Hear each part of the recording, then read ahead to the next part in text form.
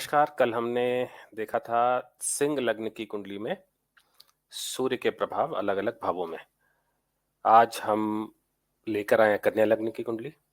इसमें हम सूर्य का डिटेल्ड एनालिसिस करेंगे, देखेंगे कि कौन से भाव की लॉर्डशिप सूर्य के पास है और कौन-कौन से भावों में जाकर सूर्य किस प्रकार के फल हमको देते हैं। तो जैसा कि आप देख सकते हैं, आपके अगर पहले भाव में नंबर 6 लिखा हुआ है तो आपकी कुंडली कन्या लग्न की हो जाती है, वर्गो लग्न की हो जाती है। और यहाँ पे 12th लॉर्ड की ओनरशिप सूर्यदेव को दी गई है। सिंह राशि नंबर 5 12th लॉर्ड में लिखा हुआ है।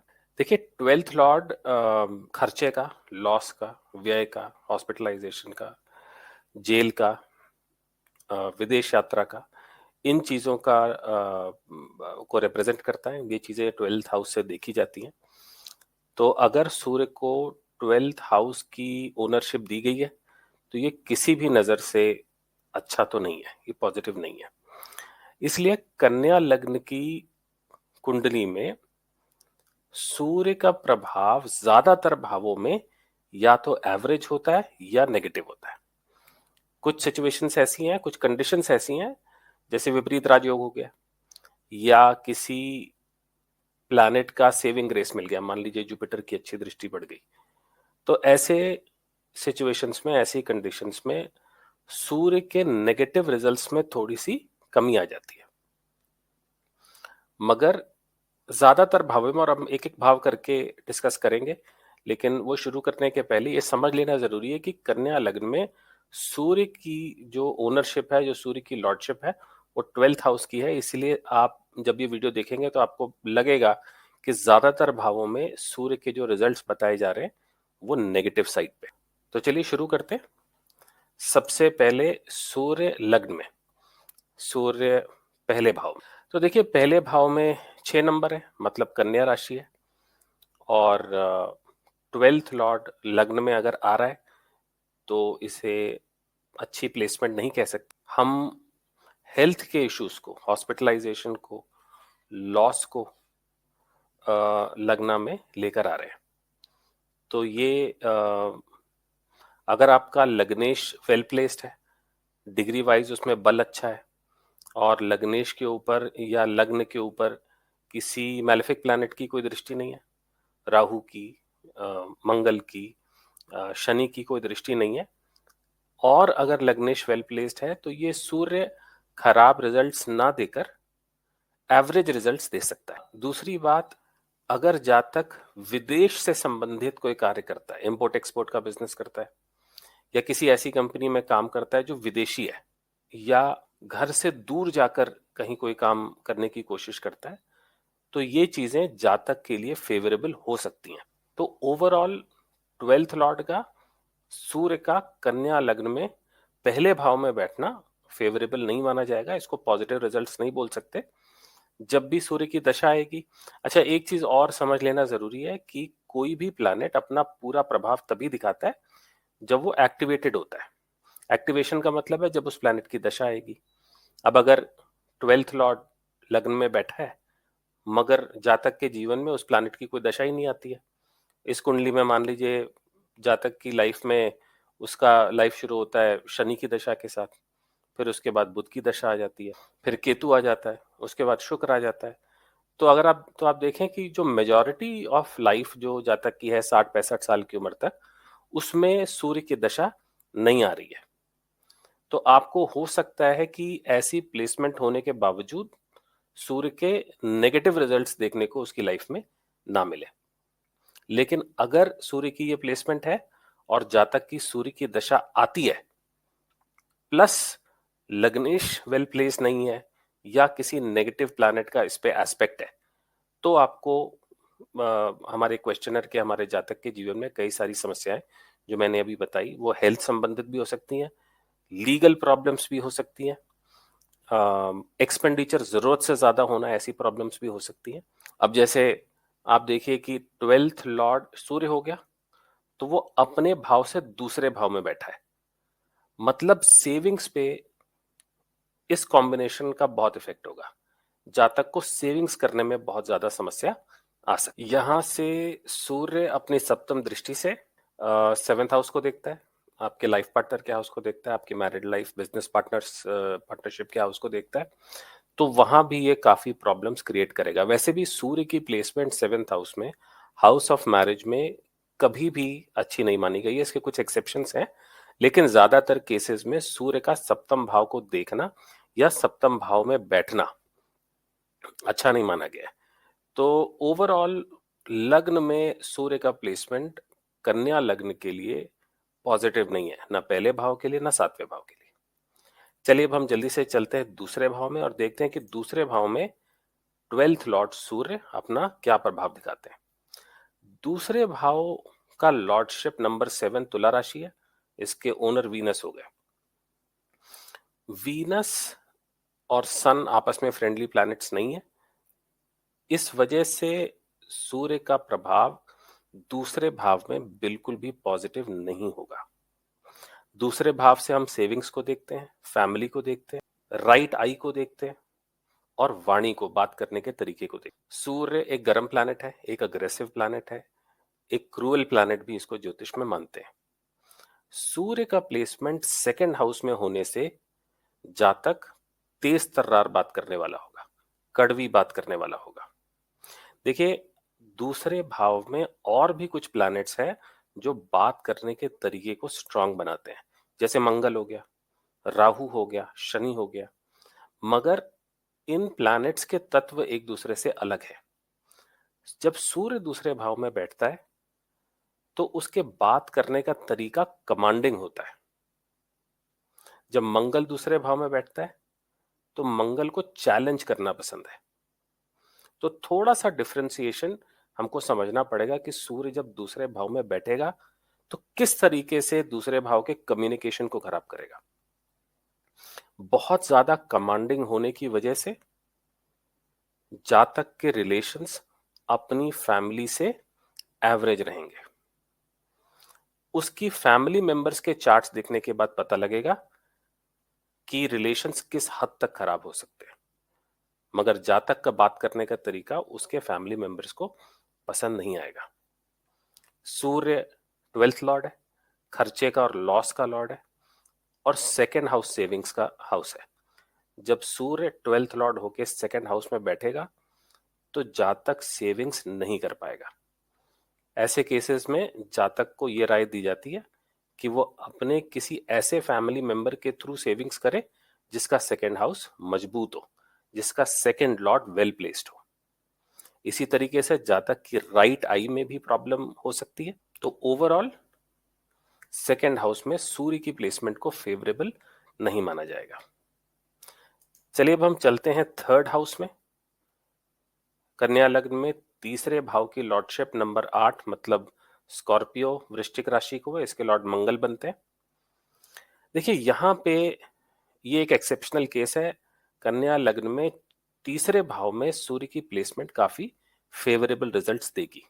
तीसरे भाव से हम करेज को देखते हैं, आदमी अपनी लाइफ में कितना स्ट्रगल कर सकता है इसको देखते हैं, छोटी मोटी यात्राओं को, छोटे भाई बहनों को भी देखते हैं। तीसरे भाव में, तीसरे भाव को त्रिषडाय भाव भी बोलते हैं, तीसरे भाव में क्रूर प्लैनेट्स का बैठना फेवरेबल माना जाता है। यहां सूर्य, मंगल, राहु जैसे प्लैनेट्स अच्छा रिजल्ट्स देते हैं। सूर्य का तीसरे भाव में बैठने के कारण जातक बहादुर होगा, करेजियस होगा।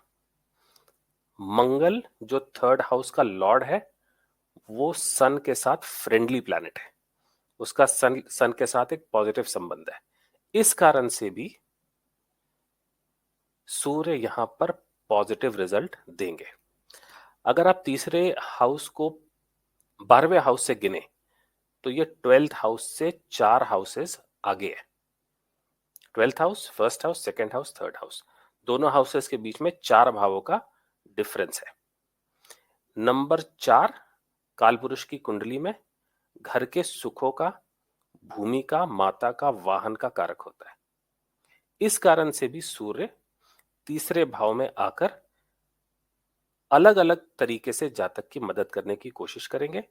जातक मेहनत कर कर किसी ऐसे कॉन्टैक्ट के थ्रू जो विदेश में सेटल्ड हो काफी सफलता प्राप्त कर सकता है। सूर्य चौथे भाव में, चौथे भाव में सूर्य धनु राशि में बैठता है।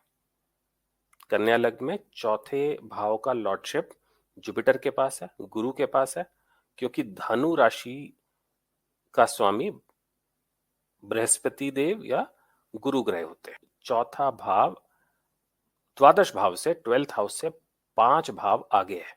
इस दृष्टि से, और गुरु और सूर्य की मित्रता है, इस दृष्टि से भी ये प्लेसमेंट फेवरेबल माना जाएगा, मगर इससे मिलने वाले रिजल्ट्स फिर भी एवरेज ही होंगे।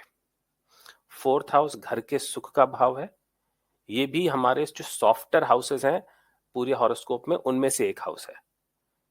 इसमें बैठने से सूर्य जातक की मदर को कुछ हेल्थ इश्यूज दे सकते हैं, स्पेशली अगर 4th लॉर्ड गुरु वेल प्लेस्ड नहीं है, उनके ऊपर किसी गलत ग्रह की दृष्टि है, या उनका डिग्री वाइज बल कम है, या अगर वो नीचे हो जाते हैं, तो सूर्य के नेगेटिव इफेक्ट्स, सूर्य के नेगेटिव प्रभाव इस भाव में ज्यादा हो सकते हैं और जातक को ज्यादा कष्ट हो सकता है। 12th हाउस विदेश का हाउस है और 4th हाउस प्रॉपर्टी का हाउस है।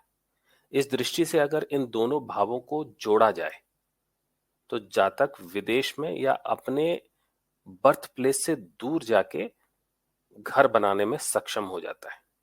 ओवरऑल 4th हाउस में सूर्य ग्रह के प्लेसमेंट को एवरेज माना जाएगा। कन्या लग्न की कुंडली में सूर्य का प्रभाव 5th हाउस में। 5th हाउस 12th हाउस से छठा घर है, मतलब षडाष्टक योग बनता है। 5th हाउस की लॉर्डशिप शनि के पास है, नंबर 10 मकर राशि, इसके स्वामी शनि होते हैं, जो सूर्य के विरोधी है। या ऐसा कहा जाए कि सूर्य और शनि आपस में एक फ्रेंडली रिलेशन शेयर नहीं करते। हर तरीके से ये प्लेसमेंट जातक के लिए फेवरेबल नहीं है।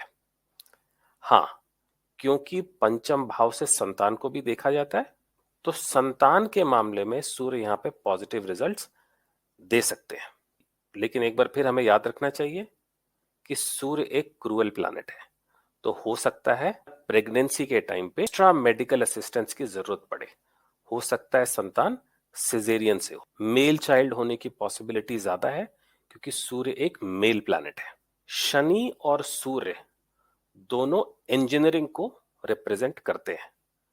जातक इंजीनियरिंग की पढ़ाई कर सकते। ऐसे जातक को शेयर मार्केट में पैसा लगाने से बचना चाहिए। जब हाउस ऑफ लॉसेस का लॉर्ड लक के हाउस में आके बैठे तो शेयर मार्केट से नुकसान होने की पॉसिबिलिटी ज्यादा है। पंचम भाव में सूर्य के प्रभाव को नेगेटिव माना जाएगा और सूर्य की दशा के दौरान जातक को काफी सारी प्रॉब्लम्स फेस करनी पड़ सकती है।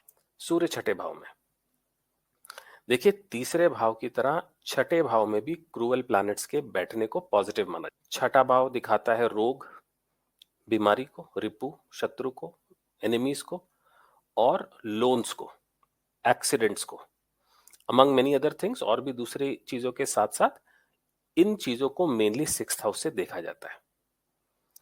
क्रूअल प्लैनेट्स जब 6th हाउस में बैठते हैं तो जातक के अंदर अपने एनिमीज को फेस करने का कॉन्फिडेंस आता है। जीत और हार बात की बात है, उसके लिए कुंडली का डिटेल एनालिसिस करना पड़ता है और शत्रु की भी कुंडली पता होनी चाहिए। लेकिन जातक आसानी से डरता नहीं है, आसानी से दबता नहीं है।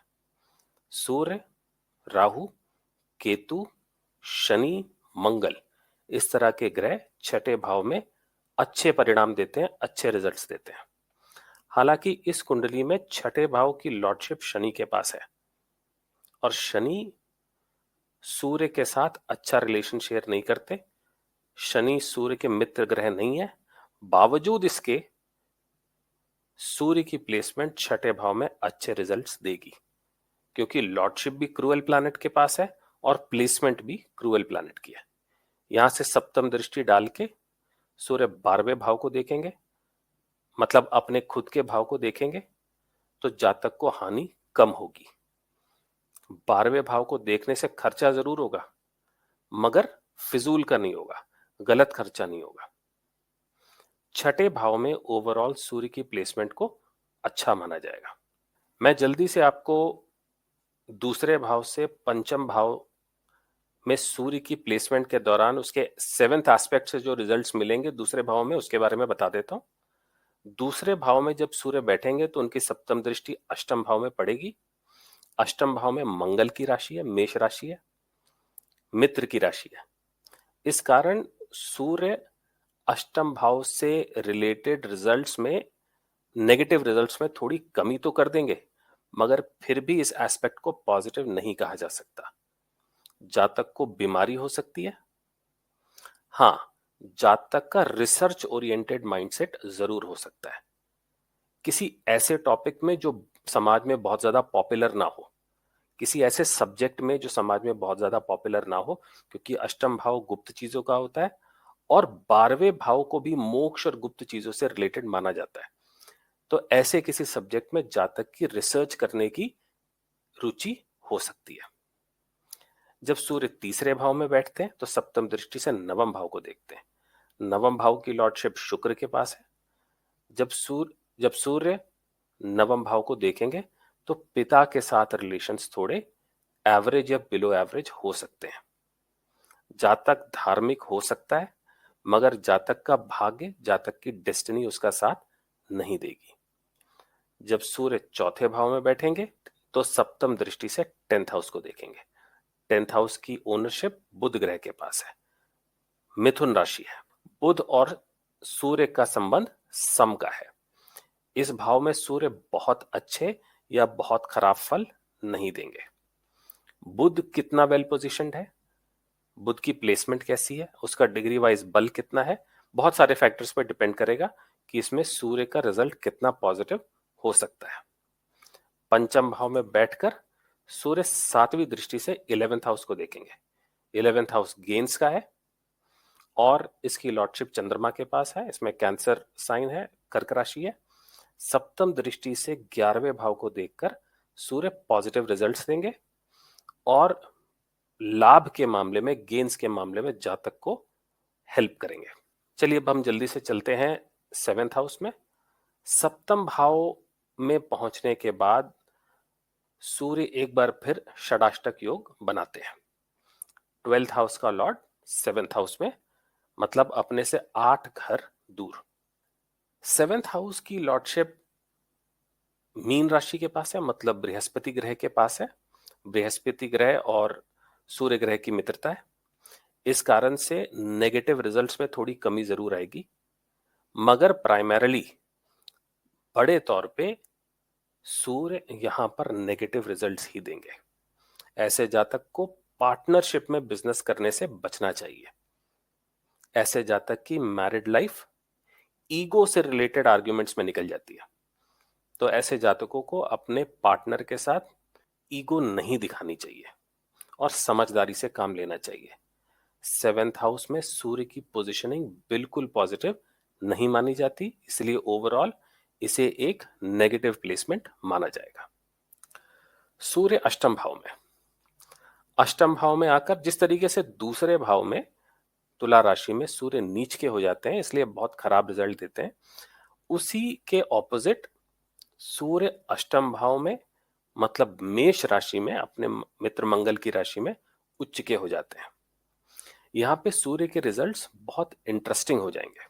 देखिए, अष्टम भाव सबसे पहले गुप्त चीजों का, मतलब ऑकल्ट का भी होता है। 12th लॉर्ड को भी कहीं ना कहीं फिलॉसफी से, मोक्ष से और स्पिरिचुअलिटी से जोड़कर देखा जाता है। जब 12th लॉर्ड अष्टम भाव में बैठे और उच्च का होके बैठे तो ऐसे जातक का रिसर्च में और ऑकल्ट साइंसेज में इंटरेस्ट ज्यादा हो सकता है। अष्टम भाव से इन लॉस को भी देखा जाता है। सूर्य का उच्च का होने के कारण जातक के संबंध अपने इन लॉस के साथ पॉजिटिव होंगे। जातक जिस भी फील्ड में पढ़ाई करेगा या जिस भी फील्ड में काम करेगा, उससे रिलेटेड डीप नॉलेज, गहरे लेवल का ज्ञान रखेगा और उसमें एक्सपर्ट बनने की कोशिश करेगा, उसमें रिसर्च करने की कोशिश करेगा। अष्टम भाव आयु का भी होता है। तो लॉन्जिविटी के मामले में, लंबी आयु के मामले में सूर्य जातक की हेल्प करेंगे। लेकिन अष्टम भाव समस्याओं का, दिक्कतों का, बीमारियों का, हर्डल्स का, रुकावटों का भी होता है। तो ये जितने भी फल जातक को प्राप्त होंगे वो बहुत सारी अड़चनों और बहुत ज्यादा मेहनत के बाद ही प्राप्त होंगे। क्योंकि जब अष्टम भाव एक्टिवेट होगा, अगर सूर्य की महादशा आती है तो 12th हाउस तो एक्टिवेट होगा ही, जहां सूर्य प्लेस्ड होगा वहां के रिजल्ट्स भी जातक को मिलने शुरू होंगे। तो वहां के सिर्फ अच्छे रिजल्ट्स नहीं, वहां के नेगेटिव रिजल्ट्स भी जातक को सहने पड़ेंगे। 8th हाउस में बैठकर सूर्य सप्तम दृष्टि से दूसरे भाव को देखता है। दूसरे भाव में हम देख चुके हैं कि सूर्य का प्रभाव कन्या लग्न की कुंडली में बिल्कुल पॉजिटिव नहीं है। तो सेकंड हाउस से रिलेटेड फिर वही समस्याएं, राइट आई में प्रॉब्लम हो सकती है, फैमिली के साथ रिलेशनशिप थोड़े स्ट्रेन्ड हो सकते हैं, थोड़े टेंशन वाले हो सकते हैं, सेविंग्स पे दिक्कत हो सकती है। तो ये ओवरऑल अगर अष्टम भाव को देखा जाए तो सूर्य की प्लेसमेंट यहाँ पे पॉजिटिव मानी जाएगी। हाँ, सेकंड हाउस से रिलेटेड रिजल्ट्स में थोड़ी कमी आ सकती है। सूर्य की प्लेसमेंट 9th हाउस में, 9th हाउस में शुक्र की राशि है, वृष राशि है, इसके स्वामी शुक्र होते हैं और सूर्य और शुक्र आपस में विरोधी ग्रह हैं, इनके गुण अलग हैं। सूर्य नवम भाव में बैठकर कुछ डिपार्टमेंट्स में जातक को अच्छा रिजल्ट देंगे, मगर ज्यादातर 9th हाउस में सूर्य के रिजल्ट पॉजिटिव नहीं कहे जाएंगे। नवम भाव से पिता के साथ संबंध देखे जाते हैं। जब सूर्य नवम भाव में बैठेंगे तो पिता के साथ रिलेशंस एवरेज या अबव एवरेज हो सकते हैं। अगर जातक प्रयास करे तो इस डिपार्टमेंट में वो अच्छे रिजल्ट्स देख सकता है, मगर डेस्टिनी के मामले में, भाग्य के मामले में जातक को कष्ट होगा। 12th हाउस लॉस का है। जब लॉस के हाउस का लॉर्ड नवम भाव में यानी भाग्य का भाव में बैठेगा तो भाग्य साथ नहीं देगा। 9th हाउस से स्पिरिचुअलिटी भी देखी जाती है, जातक के रिलीजियस होने को भी देखा जाता है। जातक रिलीजियस जरूर होगा मगर रिचुअलिस्टिक नहीं होगा, मतलब कर्म कांड में कम विश्वास करेगा। धर्म से रिलेटेड जो फिलॉसफी होगी उसमें जातक की ज्यादा रुचि होगी। ओवरऑल नवम भाव में सूर्य की प्लेसमेंट एवरेज मानी जाएगी। सूर्य दशम भाव में, दशम भाव को जन्म कुंडली की दक्षिण दिशा कहा जाता है।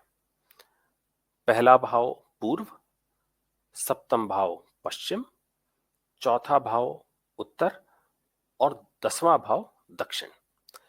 दक्षिण दिशा में सूर्य को दिशा बल प्राप्त होता है और सूर्य को दिग्बली कहा जाता है। दशम भाव में बैठने के कारण सूर्य जातक के वर्क प्लेस में जातक को मैनेजरियल पोजीशन पे पहुंचा सकता है, जातक को मैनेजमेंट से सपोर्ट प्राप्त होगा। लेकिन क्योंकि कन्या लग्न में सूर्य द्वादश भाव के स्वामी है, हाउस ऑफ लॉसेस के स्वामी है, इसीलिए सूर्य की शुभता में दशम भाव में कमी आ जाएगी। 10th हाउस का स्वामी कौन है? नंबर 3, मतलब जेमिनाई या मिथुन राशि, इसके स्वामी बुध होते हैं। बुध सूर्य के साथ सम है, मतलब मित्र भी नहीं है, शत्रु भी नहीं है। तो अगर आप देखें तो सूर्य की प्लेसमेंट अपने से 11वें भाव में होगी, ये पॉजिटिव है। बुध की राशि में हो गई, ये भी पॉजिटिव है। दिग्बली हो गए, ये भी पॉजिटिव है। लेकिन सूर्य 12th हाउस के लॉर्ड है, ये थोड़ा सा नेगेटिव एस्पेक्ट है सूर्य का कन्या लग्न की कुंडली में।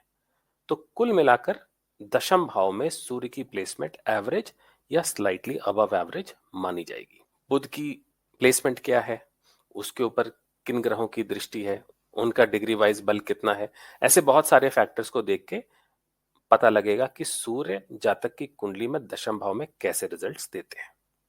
सूर्य 11वें भाव में, हमने पहले भी डिस्कस किया है कि 11वें भाव में सभी ग्रह ज्यादातर अच्छा रिजल्ट देते हैं। यहां पर सूर्य अपने से 12वें भाव में चले गए, मतलब 12वें से 12वां, हाउस ऑफ लॉसेस या हाउस ऑफ एक्सपेंडिचर, व्यय भाव का स्वामी 11th हाउस में चला गया, जो लाभ का भाव है, आय का, इनकम का भाव है। ऐसा होने के कारण जातक बहुत अधिक खर्चीला होगा। हमने कुछ केसेस ऐसे देखे जिसमें 11th लॉर्ड 12th हाउस में और 12th लॉर्ड 11th हाउस में चला जाता है। ऐसे में जातक बहुत कमाता है, मगर जितना कमाता है उतना खर्च कर देता है। तो मेनली ये कॉम्बिनेशन 12th लॉर्ड का 11th हाउस में आने का सबसे बड़ा इफेक्ट होता है कि जातक खर्चीला होता है। 11th हाउस का स्वामी चंद्र हो गया, चंद्र और सूर्य मित्र है, इस कारण जो भी खर्चा जातक करेगा उससे उसको लाभ होने की संभावना है। ओवरऑल 11th हाउस में सूर्य की प्लेसमेंट को अबव एवरेज माना जाएगा। इसे पूरी तरीके से पॉजिटिव तो नहीं कहा जा सकता, मगर अबव एवरेज माना जाएगा।